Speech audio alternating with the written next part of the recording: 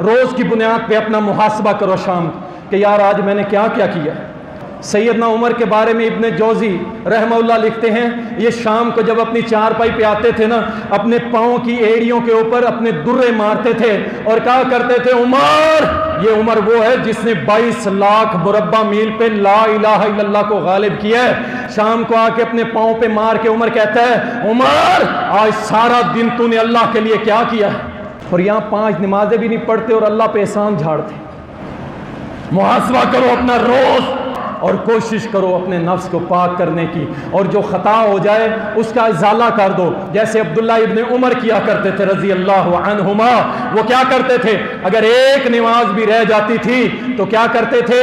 اس رات پوری اللہ کے سامنے کھڑے ہو کے عبادت کرتے تھے کہ میں اپنے نفس کو یہ بات بتا دوں کہ اگر آج کے بعد تو نے نماز کے معاملے میں سستی کی تو ساری رات تجھے اللہ کے سامنے کھڑا رکھوں۔